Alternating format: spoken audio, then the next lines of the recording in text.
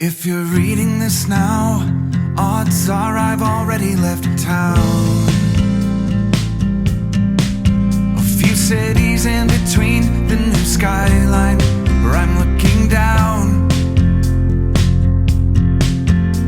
A few empties on the floor and a note on the door of your house.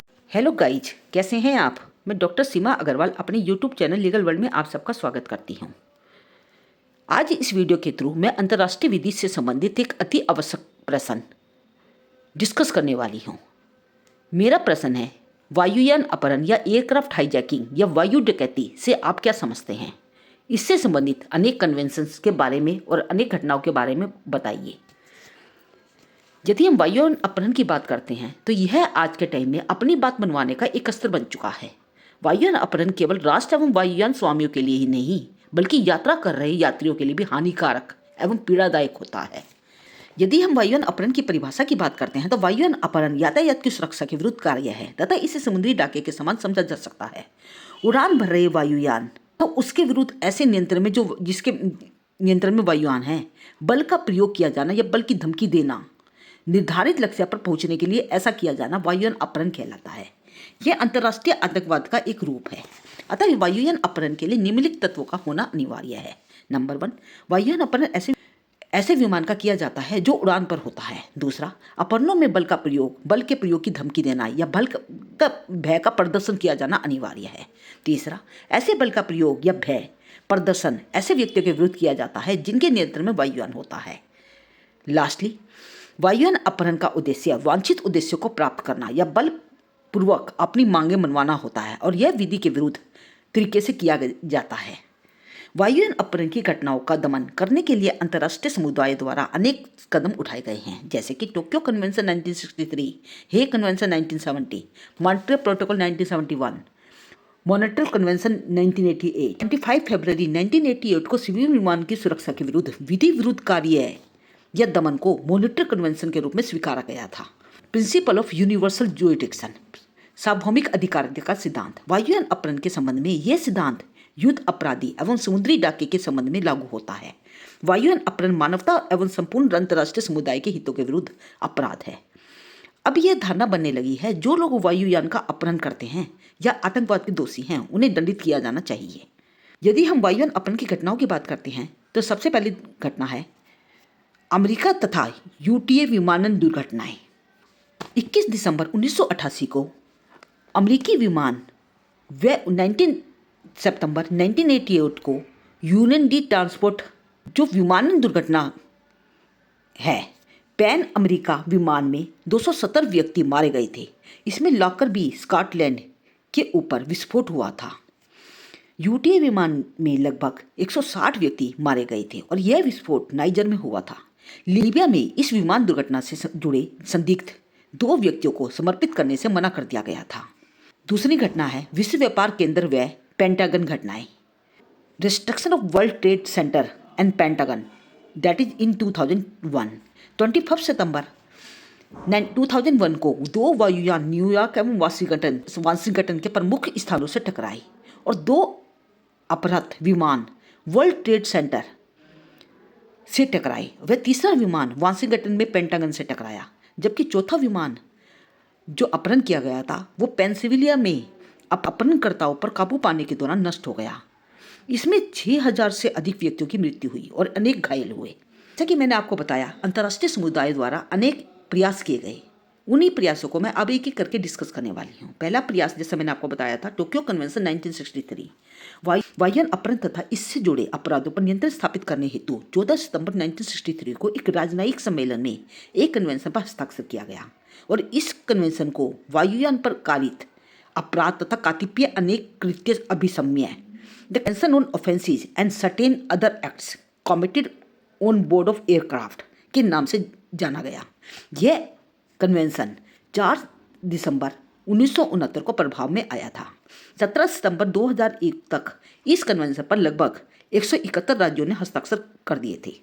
Tokyo convention के अनुसार जब कोई व्यक्ति अवैध रूप से बल का प्रयोग की धमकी देता है तथा उसके बल के प्रयोग द्वारा वायुयान के क्रियाकलापों में हस्तक्षेप करता है या उसका अधिग्रहण करता है या उड़ान के दौरान उस पर विधि विरुद्ध या नियंत्रण स्थापित करता है, तब राज्यों का यह कर्तव्य है कि समस्त सामूहिक उपायों द्वारा वायुयान के कप्तान को उसका नियंत्रण पुनः दिलवाया जाए तथा उस पर उसके नियंत्रण को बनाए रखने का प्रयास किया जाए। जिस राज्य क्षेत्र में वायुयान उतरता है उसका यह कर्तव्य है कि वायुयान व उस पर लदी सामग्री को उन व्यक्तियों को वापस कर दे जिनको पाने के भी हकदार हैं। वे राज्यों का भी कर्तव्य है कि वे प्रयास करें जिससे वायुयान के यात्रियों की यात्रा नियंत्रण रहे तथा घटना की जांच भी हो जाए। कन्वेंशन के आर्टिकल 1 में निम्नलिखित उपाय शामिल किए गए हैं। नंबर 1, दंडिक विधि के विरुद्ध अपराध। ऐसे कृत्य जो वायुयान के यात्रियों व संपत्तियों को संकट उत्पन्न करते हैं वे दंडिक अपराध घोषित किए गए हैं। इसके अलावा जो कार्य वायुयान के व्यवस्था, प्रबंध एवं अनुशासन को संकट उत्पन्न करते हैं उसके लिए भी इसमें दंडित किया जा सकता है। दूसरी कन्वेंशन है हे कन्वेंशन 1970। टोक्यो कन्वेंशन के बाद वायुयान अपहरण की घटनाओं को रोकने हेतु प्रयासों में हे कन्वेंशन का भी नाम आता है। हे कन्वेंशन के पीछे 1965 व 1969 की विमान दुर्घटनाओं का हाथ रहा है। सन 1968 में 30 व 1969 में 89 विमान अपहरण की घटनाएं हुई थी जिससे वायु सेवाएं प्रभावित हुई थी। वे लोग वायुयान की यात्रा करने में कतराने लगे थे। इस स्थिति से निपटने के प्रयास हेतु 4 दिसंबर 1969 को टोक्यो कन्वेंशन पर हस्ताक्षर किए गए, परंतु यह सफल नहीं हुआ। इस समस्या का स्थायी एवं प्रभावी हल तलाशने हेतु एक राजनयिक सम्मेलन भी बुलाया गया जिसमें convention for the suppression of unlawful scissor of the aircraft 1970, वायुयान के विरुद्ध अभिग्रहण दमन अभिसंयन 1970 को स्वीकारा गया। यह कन्वेंशन 14 अक्टूबर 1971 को प्रवर्तन में आया तथा 17 सितंबर 2001 तक 174 राज्यों का समर्थन मिल गया। आर्टिकल 1 के अनुसार वायुयान अपहरण के लिए मूल अपराधों एवं सह अपराधियों दोनों को उत्तरदायी ठहराया गया है। यह कन्वेंशन नेशनल एवं इंटरनेशनल उड़ानों एवं वायुयान को बलपूर्वक भूमि पर उतारने वाले मामलों पर भी लागू होता है। आर्टिकल 2 के अनुसार इसमें यह व्यवस्था है कि प्रत्येक संविधाकारी राज्यों से यह अपेक्षा की जाती है कि वायुयान अपहरण के अपराधों के लिए कठोर दंड की व्यवस्था करें।